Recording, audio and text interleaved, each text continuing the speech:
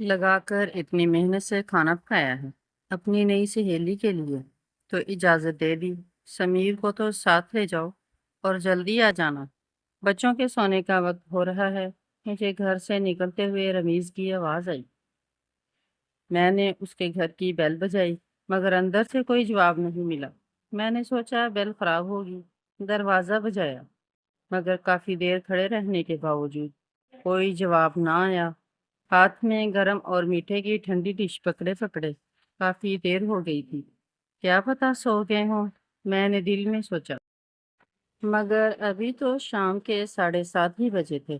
روشنیوں کے شہر میں بھلا اتنی جلدی کون سوتا ہے؟ آخری کوشش پھر کی، ایک دو بار مونا کو پکارا، مگر کوئی جواب نہ آیا۔ واپس گھر لوٹ آئی۔ واپس گھر لوٹنے کے بعد میں جانتی تھی رمیز سے مجھے باتیں سننی پڑیں گی، اور ویسا ہی ہوا۔ مگر اس بار خلاف توقع رمیز ذرا کم بولے۔ اگلی صبح مونا نے میرے گھر کے بالکل سامنے گاڑی پارک کی۔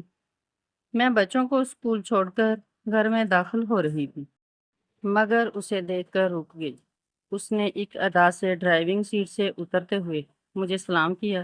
کیسی ہیں مونا آپ؟ آئیں گھر میں، تشریف لائیں، چائے پیتے ہیں، گپ شپ بھی ہو جائے گی۔ ارے سو سویٹ آف یو، مگر آج مشکل ہوگا، ابھی ابھی نکلنا ہے۔ آج بچوں کا اسکول ٹرپ ہے، پیرنٹس کو بھی جانا ہے، پھر واپسی پر ایک جگہ انوائٹیڈ ہوں۔ بس میرے تو رات دن اسی طرح گزرتے ہیں، نہ پوچھو کتنی مصروف رہتی ہیں۔ میں بلاؤں گی تمہیں اپنے گھر کھانے پر، بس ذرا سا گھر کا منہ سر سیدھا کر لوں۔ اس نے روانی سے جواب دیا۔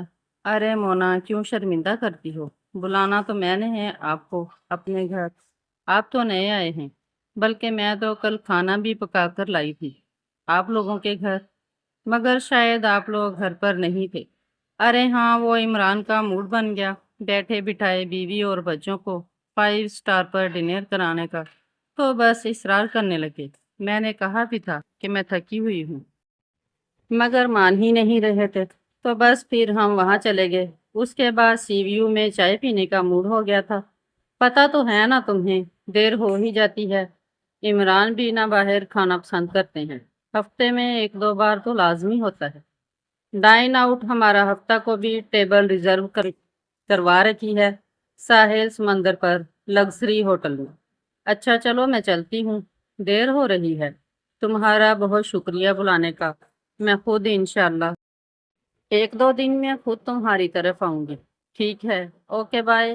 ہمیشہ ہوا کے گھوڑے پر سوار رہتی، مگر ہمیشہ کی طرح اس کا اپنائیت سے بھرپور الوداعی انداز مجھے بہت بھاتا۔ اس کے ملنے کے بعد ہر بار میں ہی جیسے میں خود کو کسی اندھیرے مقام میں بھٹکتی محسوس کرتی۔ پتہ نہیں اس میں اور اس کی باتوں میں ایسا کیا تھا۔ رات کھانے کی میز پر مجھے پہلی بار مزہ نہیں آ رہا تھا۔ میں کن اکھیوں سے رمیز کی طرف دیکھ رہی تھی اور سوچ رہی تھی، کیا میرے شوہر کو کبھی اپنی فیملی کو باہر کھانا کھلانے کا شوق نہیں ہوا؟ آخری بار باہر وہ بھی کسی 3rd کلاس ریسٹورنٹ کا کھانا کب کھایا تھا؟ اور گھر میں جو میں جتن کر کے انواع و اقسام کے کھانے کی ترکیب ڈھونڈ ڈھونڈ کر کھانے پکاتی ہوں، ان پر بھی وہ پذیرائی نہیں ملتی جس کی میں توقع اور تمنا رکھتی ہوں۔ میں نے بجھے دل کے ساتھ ایک بار بھی رمیز کی طرف دیکھا، وہ کھانے میں محو تھے۔ 2 دن بعد وعدہ کے مطابق مونا میرے گھر آئی، اپنے ہاتھ کا پکا لازانیہ لے کر۔ میں نے بھی چائے پر اس کا کافی اچھا اہتمام کیا۔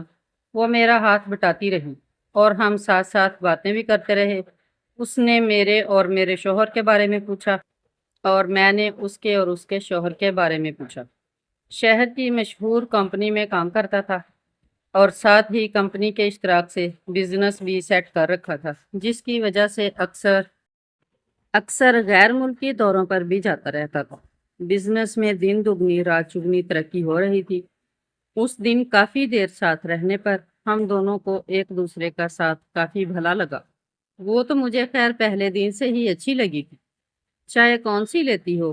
مونا نے گھونٹ بھرتے ساتھ ہی پوچھا۔ پتہ نہیں، کوئی بنگلہ دیشی پتی ہے، رمیز ہی لاتے ہیں، میں نے کبھی نام پڑھنے کی بھی زحمت نہیں کی۔ میں نے اپنی نااہلی پر مسکراتے ہوئے جواب دیا۔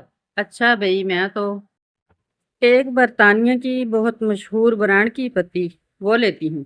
وہ عام سٹور پر نہیں ملتی۔ وہ لانا اور چیک کرنا۔ چائے بہت مزے کی بنتی ہے۔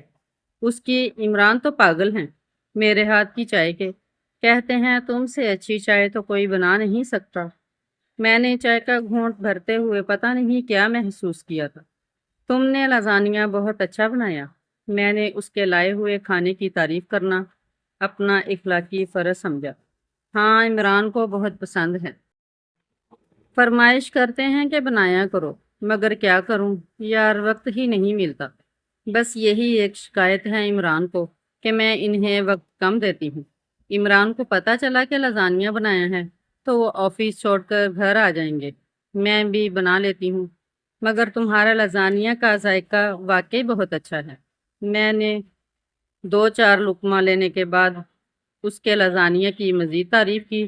تم اس میں کون سی چیز ڈالتی ہو؟ میں نے فریج سے چیز کا نام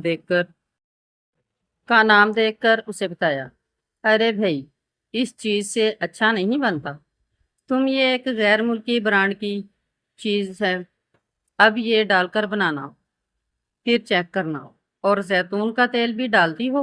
وہ تو ضرور ڈالا کرو بھائی، اسی سے تو ذائقہ آتا ہے۔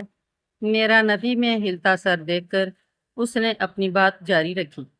ڈونٹس اچھے ہیں، مگر وہ خشک آٹے کے ساتھ ٹرائی کرنا، بہت ہی مزے کے ہوتے ہیں۔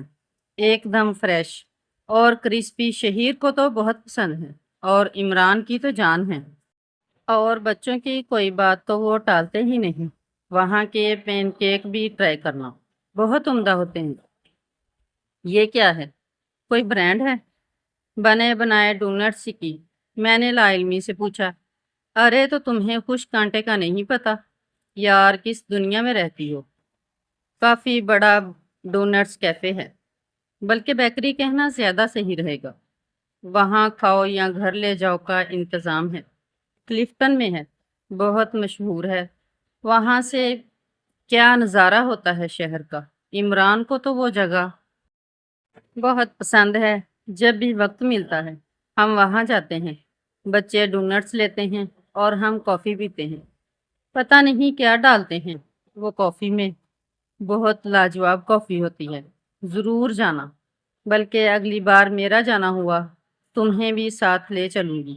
وہاں ساتھ میں جمناسٹک اسکول ہے، وہاں جمناسٹک کی کلاسز ہوتی ہیں، ہفتہ میں 2 دن۔ اچھا، مجھے تو نہیں پتا تھا اس بیکری کا، شاید رمیز کو پتا ہو۔ بچے تمہارے اسکول کی طرف سے جاتے ہیں جمناسٹک؟ مجھے کچھ سمجھ میں نہیں آیا، کیا بات کروں تو یہی پوچھ لیا۔ ارے نہیں، اسکول کی طرف سے تو صرف تیراکی کی کلاس ہوتی ہے، وہ بھی ہفتے میں 1 دن۔ میں نے بچوں کو خود ڈالا ہوا ہے بھائی، پڑھائی کے ساتھ یہ بھی ہونا چاہیے۔ عمران کو بہت شوق ہے۔ عمران کہتے ہیں بچوں کو کچھ آئے یا نہ آئے، ایسے چھوٹے بڑے ہنر میں مہارت ضرور ہونی چاہیے۔ عمران تو شہیر اور عنایا دونوں کو گھوڑ سواری بھی سکھا رہے تھے، میں نے ہی منع کر دیا۔ ابھی چھوٹے ہیں۔ عمران تو مجھے بھی کہتے رہتے ہیں لیڈیز کلب جوائن کرو، تیراکی وغیرہ میں مہارت حاصل کرو، بس میری سستی۔ اچھا، آپ کے بچے؟ ارے جس کام کے لیے آئی تھی وہ تو بھول ہی گئی۔ یہ لو بھائی کارڈ، نئے گھر کی خوشی میں دعوت رکھی ہے۔ ہم نے عمران تو کب کے پیچھے پڑے ہوئے تھے کہ دعوت رکھنی ہے، جلدی گھر سیٹ کر لو۔ بس کیا بتاؤں، میں ہی ڈھیلی پڑی ہوئی تھی۔ آپ سب آنا ضرور۔ چلو اب میں چلتی ہوں۔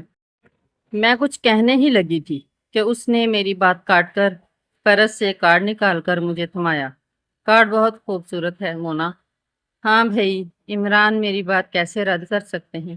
میں نے کہا بھی کہ یہ کام خود ہی کر لیں، مگر ضد کر کے لے گئے کہ تمہاری پسند کے بنوانے ہیں، بہت مہنگا بنوایا ہے۔ اچھا تو ہونا ہی تھا۔ اس نے پھر شاید کسی برانڈ کا نام لیا۔